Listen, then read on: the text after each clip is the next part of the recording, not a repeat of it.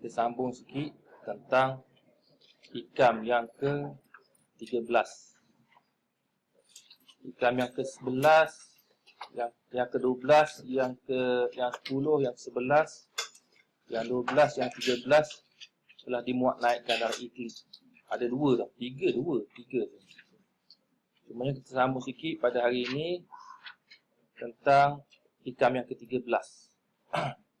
Jadi bagi yang belum tengok, belum faham, belum jelas makna hikam yang 9, 10, 11, 12, 13 tu, boleh rujuk pada iklim.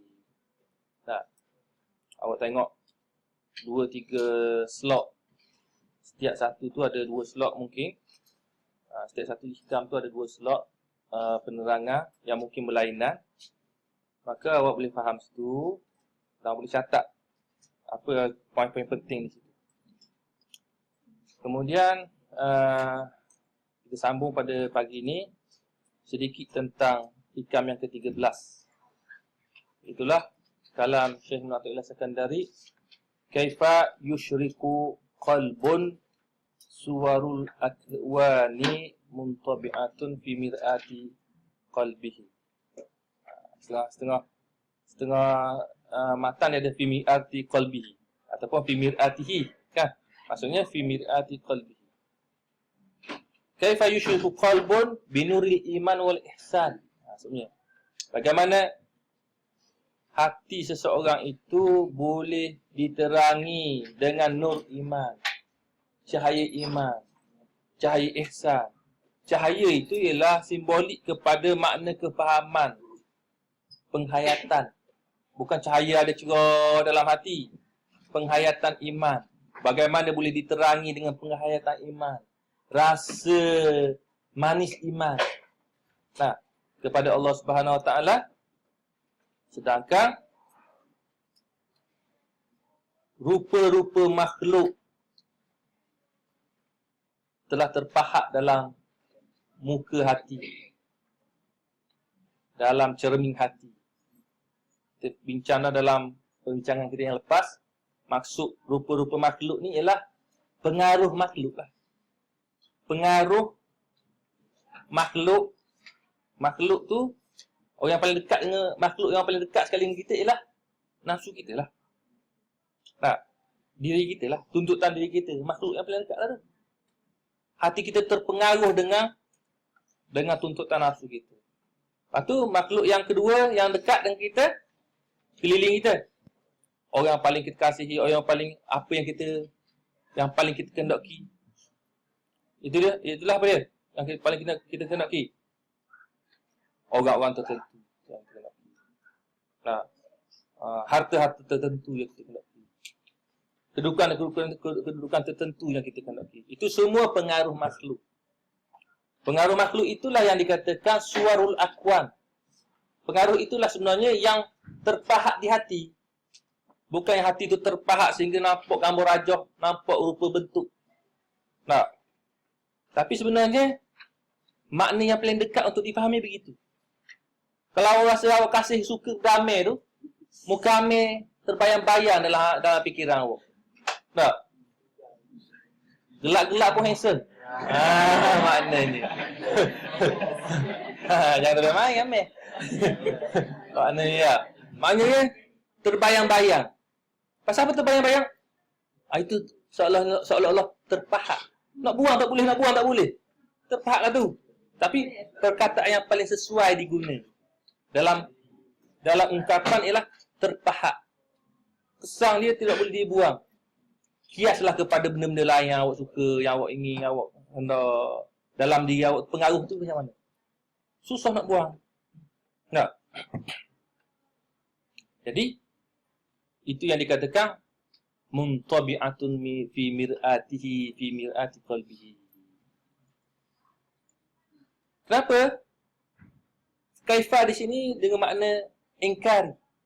Istifham ingkari. Tak boleh maksudnya. Bagaimana boleh hati itu diterangi dengan makna iman dan ihsan, sedangkan hati juga bergelumang dengan pengaruh makhluk? Nak Allah Ta'ala nak makhluk dan hati yang sama? Tak boleh. Nah, Sebagaimana firman Allah Subhanahu Wa Taala, perkara ini dia tidak boleh dua perkara yang bertentangan. Nak Allah, nak makhluk. Tak boleh. Dua perkara bertentangan tidak boleh berhimpun dalam satu hati. Sebagaimana firman Allah Subhanahu Wa Taala, Bismillahirrahmanirrahim, ma ja'alallahu lirajulin min qalbaini fi jawfihi. Surah Al-Ahzab ayat 4. Allah Ta'ala tidak menjadikan bagi seseorang itu dalam hatinya ada dua hati. Dalam dirinya ada dua hati. Tak boleh. Awak kasih Allah Ta'ala banyak, kasih ke makhluk kurang. Awak kasih kepada makhluk banyak, kasih kepada Allah Ta'ala kurang. Dia akan menjadi bertentangan. Itu maksud hati kita itu ada satu saja, satu wajah saja. Satu bentuk saja. Atau satu permukaan saja. Tidak boleh ada dua, tiga permukaan. Okey. Itu satu yang pertama. Satu aspek. Aspek kedua, am kaifa yarhalu ila Allahi wa huwa mukabbalun bi syahawatihi. Dua perkara bertentangan juga. Kita nak berhijrah kepada Allah. Kita kata kami mau berhijrah kepada Allah Taala ni. Bermula dari bulan-bulan Rejab ni, mau berhijrah kepada Allah Taala. Mau bertaubat kepada Allah Taala.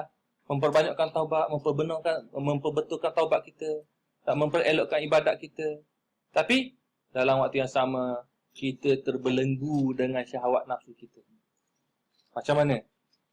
Macam mana boleh kita gabungkan dua perkara?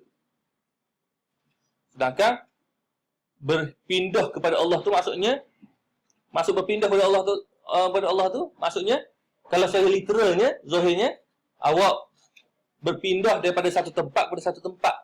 Daripada asrama awak, mari ke kelas ni berpindah. Walaupun sementara. Walaupun sekejap. Kalau dah 2-3 jam. Okey? Faham? Tapi, itu berpindah secara fizikal. Hissi. Itu tidak memberi impak yang sangat besar dalam konteks pendidikan hati. Tidak memberi kesan yang sangat kuat. Tapi yang kita kehendaki di sini ialah pindah secara maknawi. Pindah secara maknawi. Iaitulah min nazaril kauni ila nazari mukawwinil akwan. Ataupun ila syuhudil al-mukawwin. Daripada kita melihat, daripada hati kita terpengaruh dengan makhluk, melihat tu dengan makna yang literal juga. Boleh kita terjemahkan dengan makna yang lebih tepat untuk kita faham. Daripada kita terpengaruh dengan makhluk, daripada kita cenderung kepada makhluk, kita berpindah kepada kita cenderung, kuat pengaruh kita kepada Tuhan yang mencipta makhluk. Kan?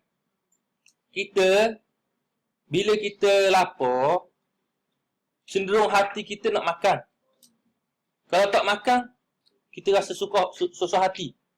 Sebab apa? Kecenderungan hati kita makan kenyang. Ada sebab ada musabab. Kecenderungan hati kita begitu. Kita tak cenderung untuk mengatakan Allah Ta'ala yang memberi kenyang. Betul lah, kita yakin, kita tahu Allah Ta'ala memberi kenyang. Tapi oleh kerana kita terbiasa dengan sebab musabab, sehingga kita dipengaruhi dengan elemen sebab musabab yang zahir itu, menyebabkan kita terpengaruh. Ini maksud pengaruh makhluk. Pengaruh itulah yang hendak diajar oleh Syekh Ibn Atiyah Al-Sakandari supaya kita kikis daripada permukaan hati kita, daripada hati kita. Kita kikis. Bila kita kikis, sikit demi sedikit, betul kita buat zahir, perkara yang zahir sebab musabab tu kita buat. Tapi hati kita mula menjadi tenang untuk bergantung kepada Allah Ta'ala masa kita buat sebab musabab tu. Kita tidak cenderung untuk merasakan makanan ni lah yang mengenyangkan kita. Tidak cenderung untuk merasakan belajar ni lah yang menyebabkan kita berjaya. Rasa confident berjaya. Kan? Pengaruh itu boleh dipisahkan daripada hati apabila kita melihat, kita berpindah daripada melihat ataupun daripada terpengaruh dengan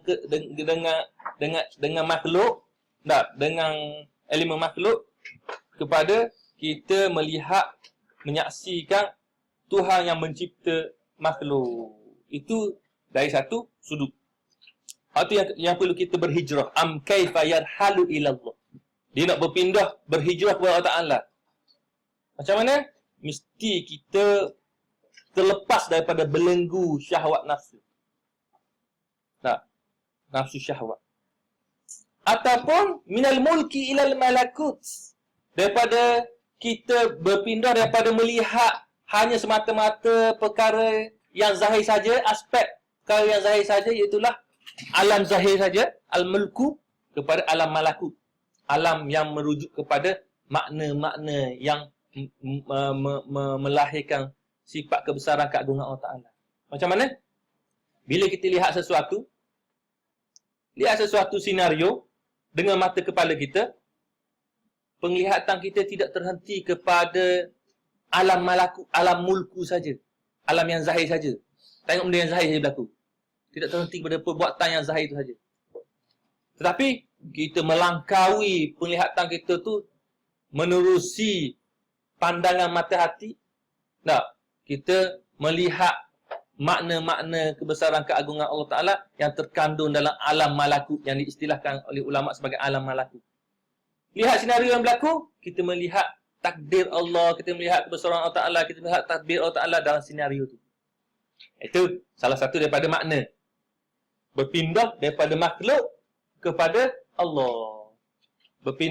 Yarhalu ilallah.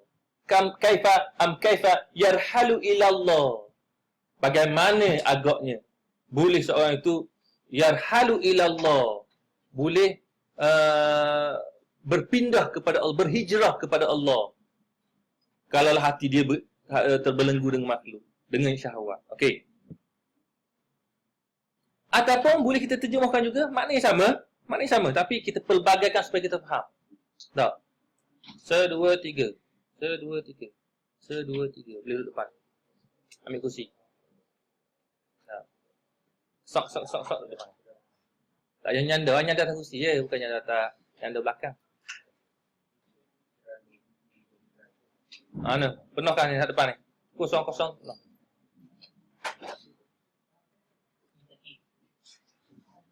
Rapat sikit. Lagi. Takut duduk depan ustaz.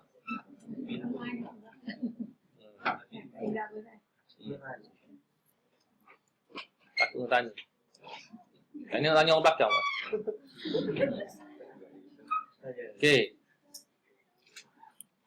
Ataupun kita faham makna yarhalu ilallah tu, maksudnya daripada bergantung hati kepada sebab musabab kepada bergantung hati kepada Allah yang mencipta sebab musabab.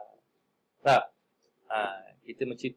Kita oleh kerana kehidupan kita tidak lari daripada sebab musabab, kita pun hati kita banyak terpengaruh dengan sebab musabab.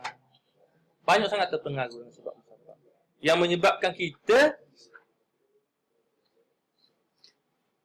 lupa semasa melakukan sebab musabab tu, lupa kepada Tuhan yang mencipta sebab musabab.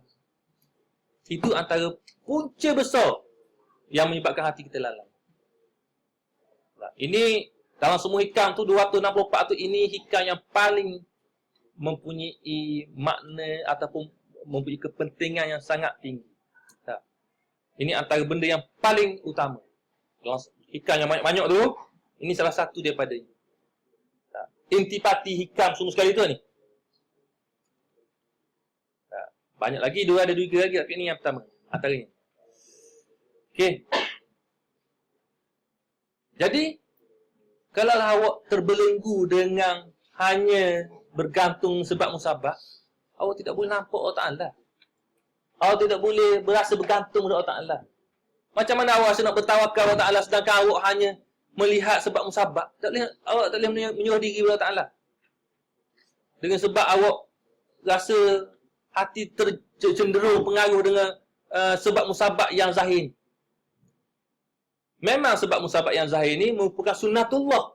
Awak tidak boleh tinggal. Sebab itu sunnatullah.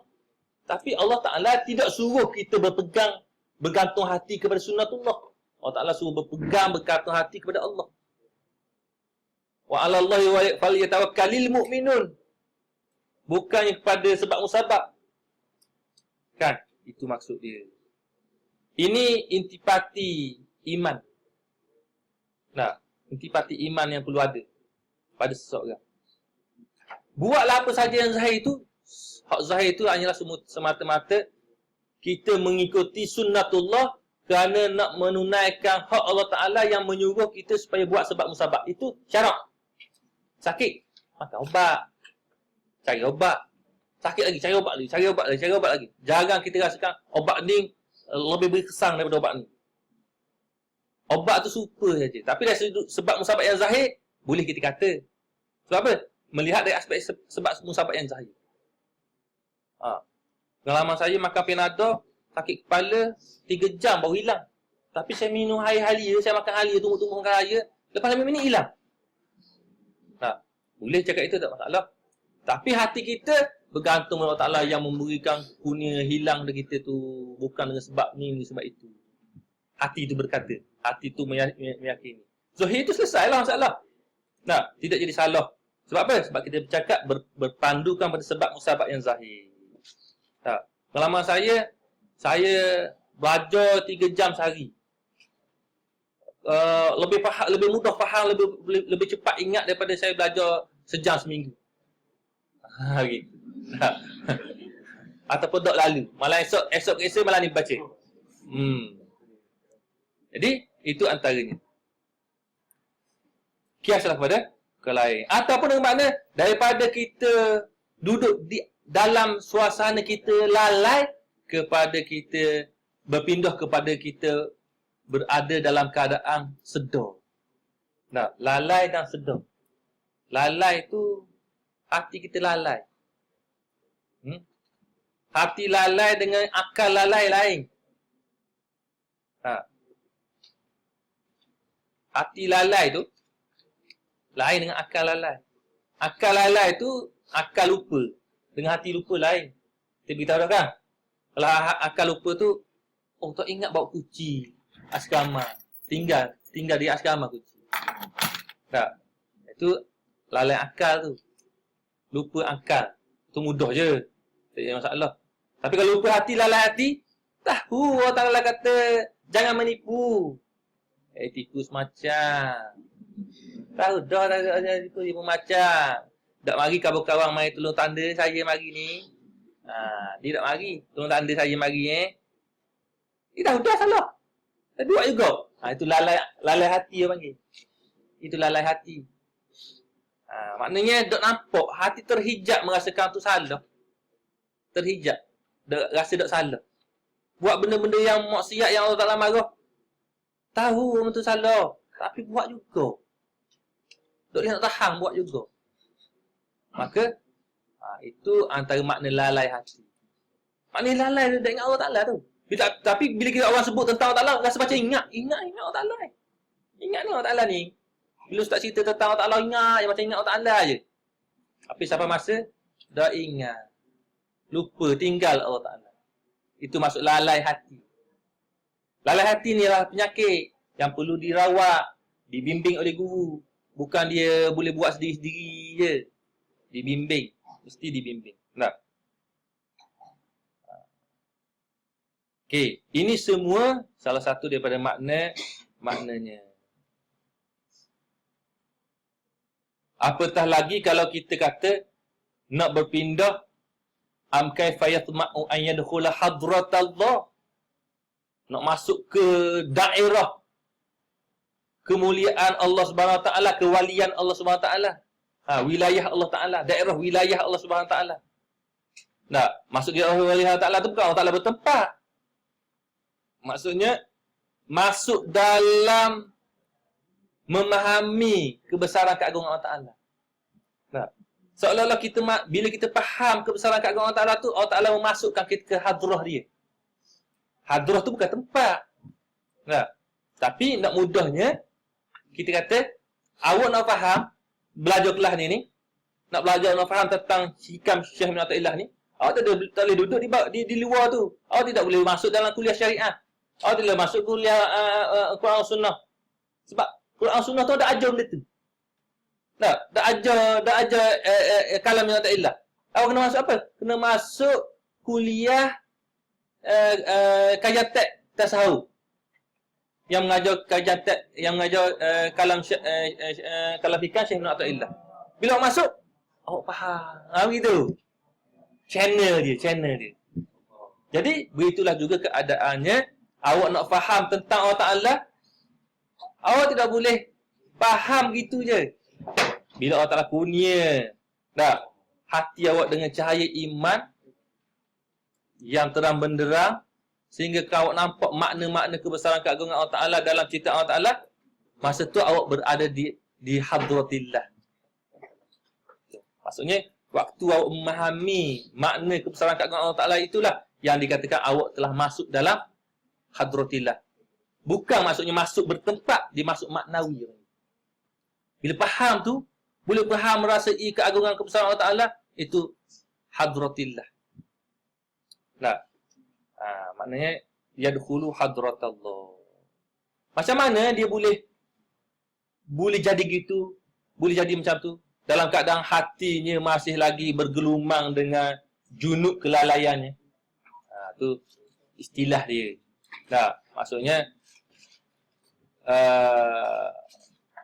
Maksudnya berada dalam dia bergelumang dengan perasaan lalai. Macam lalai yang disebutkan tadi. Jadi, hadrah tu boleh kita terjemahkan juga sebagai hudur qalbi ma'allah. Mudahnya. Hudur qalbi ma'allah. Hadratillah. Apa maksud hadratillah? Kadang-kadang tak faham kan? Nak terjemah dia. Kehadrat Allah. Maksudnya, hati itu rasa hudur dengan Allah. Rasa hadir hati kepada Allah. Hadir hati mengingati Allah. Dan hadir hati ni, dia ada 3 jenis. Hudurul qalbi ma'allah ni dia ada 3 jenis. Hadratul qulub, hadir hati dengan Allah Ta'ala. Hadratul arwah, roh kita masa hadir, sedar tentang kewujudan Allah SWT. Wa hadratul asrar, sir kita. Merasa sedar tentang kebesaran keagungan Allah Ta'ala. Semua sekali itu, hadratul qulub, hadratul arwah, hadratul asrar, nama yang berlainan merujuk kepada tahap-tahap kefahaman saja. Tahap-tahap kefahaman seseorang tentang Allah. Itu je. Tak lebih dari itu. Bukan maksudnya masuk kepada tempat-tempat tertentu, bukan. Hanyalah merujuk kepada kefahaman seseorang tentang Allah Ta'ala di peringkat hati, di peringkat roh, di peringkat sir. Kita tak boleh beza, tak faham. Hati pun kita tak faham. Tak usah ke roh. Hati pun kita tak faham. Dalam Quran disebut hati, disebut roh, disebut fuad. Disebut sir, disebut akhfa. Dalam Quran sebut. Ma kadzabal fuadu ma ra'a. Tu hati juga. Fuad.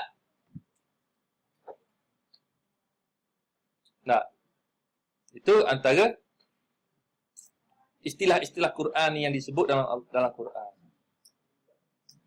Jadi ulama ada, dia menulis satu kitab perbezaan antara fuad, al-qalbu, ar-ruh, was-sir, al-lubbu, ulul albab, al-lubbu. Dia juga sebahagian daripada pelbagai makna hati. Okey. Jadi cumanya ulama beritahu kepada kita berdasarkan pada pengalaman Quran yang mereka lalui, mereka beritahu kepada kita, fahadratul qulub ni lisairina ilallah. Orang yang sedang menuju kepada Allah Ta'ala,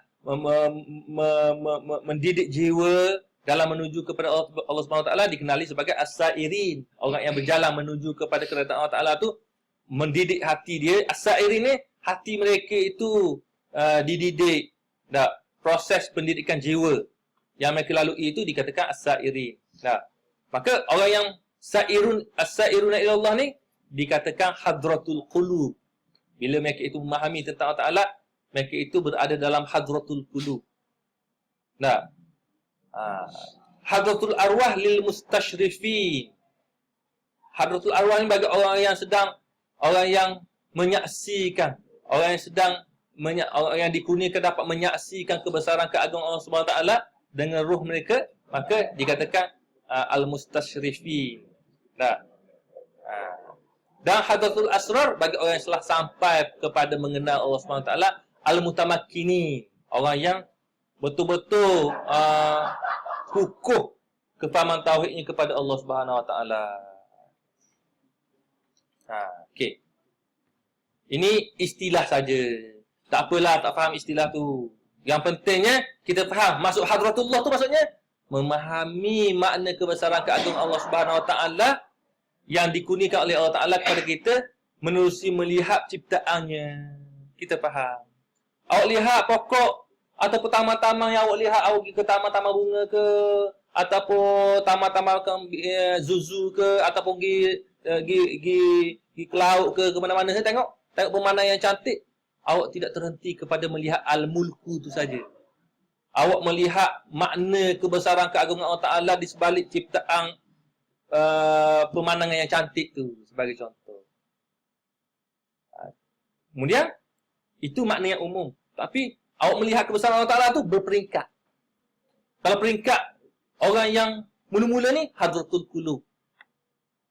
Nah, peringkat orang yang pertengahan hadratul arwah.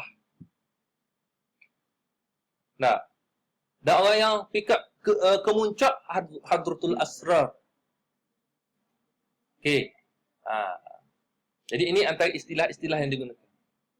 Yang pentingnya bagaimana boleh kita dapat memandang ke itu dalam keadaan hati kita lalai. Maksudnya tak boleh. Kaifa tu maksudnya bagaimana, bukan dengan soalan untuk bertanya. Maksudnya soalan untuk menyatakan ingkar. Istifham ingkar, tak boleh. Tak boleh. Gitu.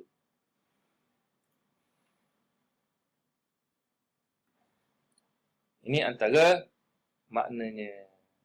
Okey.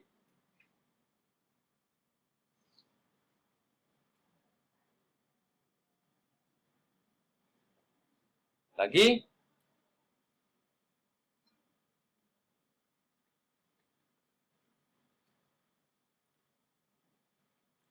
Ataupun seterusnya, macam mana seseorang tu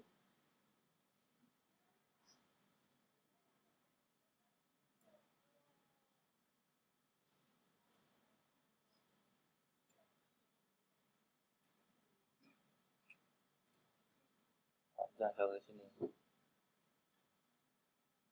Tak.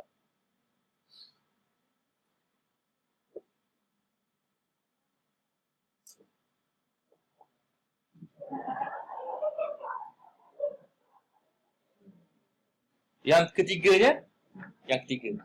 Yang kita ringkaskan saja. Am kaifa yarju an yafhama daqa'iqal asrar wa huwa lam yatub min hafawatihi.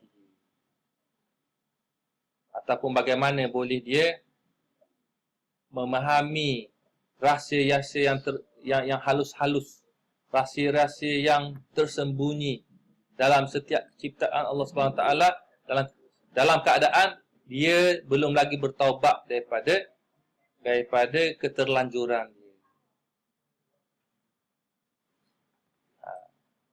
Maksudnya yang dikatakan daqaiqul asrar ni maknanya memahami makna-makna tauhid secara halus, secara menghayatinya, dapat mengecapinya. Nah, secara sempurna. Dia bukan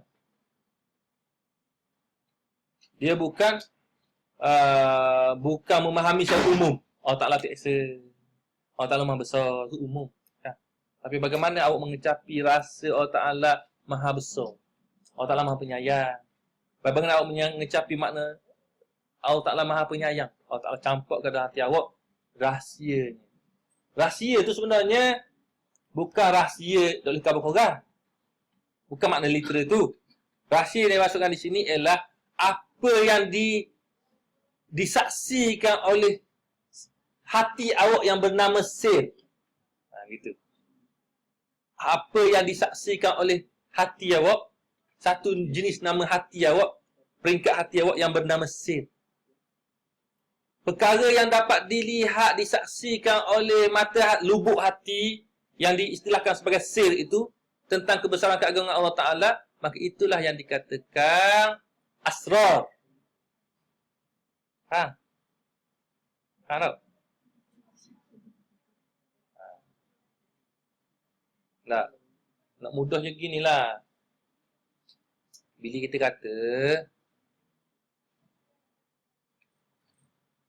kata Allah Ta'ala tu Maha Pemurah.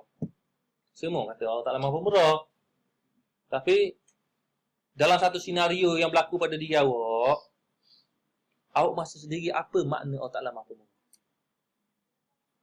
Awak rasa sendiri Allah Maha Pemurah yang Allah Ta'ala pada aku, bukan pada orang, pada aku. Rasa sendiri. Dengan sebab Allah Ta'ala kurnia kepada kita satu benda yang kita selama ni tak sangka boleh, tiba-tiba boleh. Mustahil pada kita boleh, tiba-tiba boleh. Oh, Allah Ta'ala pada aku. Kita main rasakan itu. Perasaan itu, adakah kawan kita sebelah boleh rasa? Boleh rasa. Jadi tahu tak bahawa Allah Ta'ala Maha Pemurah? Tahu. Tapi dia tak rasa. Rasa itulah sebenarnya yang disaksikan oleh mata hati awak.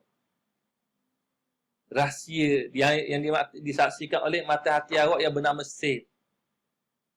Maka perkara yang dirasai oleh sir itulah yang dikatakan asrar, jamak sir.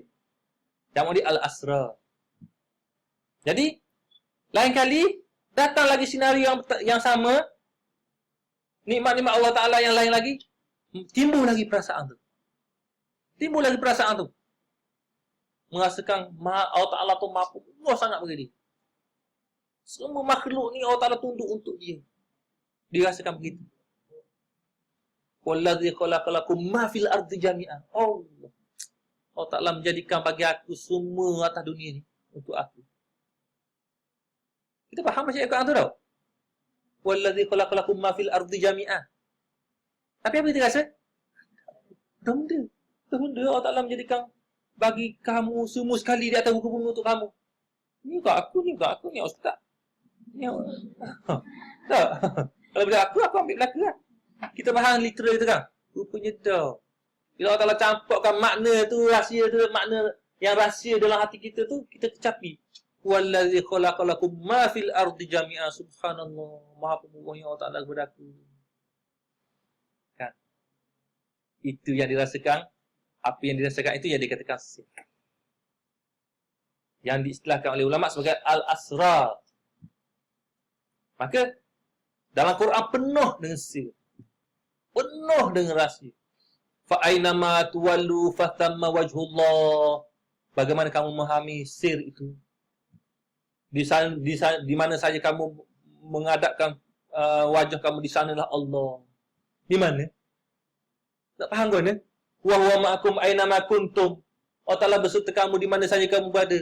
Sir itu nak faham macam mana? Nak faham macam mana? Nah.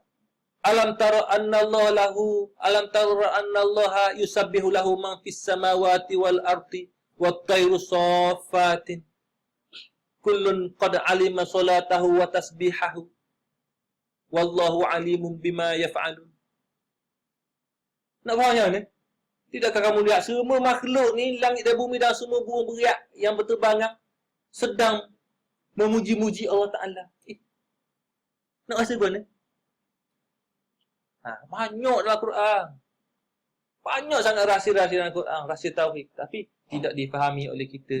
Kenapa? Sebab kita tidak mendidik hati kita untuk memahami perkara itu. Pada salah sufiah, mereka itu memahami dengan cara ini. Nah.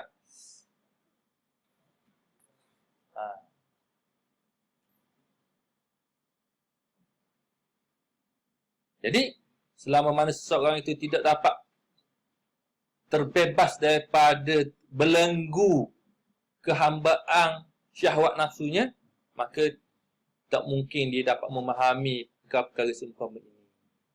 Tak, dia tidak dapat mengecapi rahsia-rahsia yang difahami oleh ahli tauhid yang sebenar.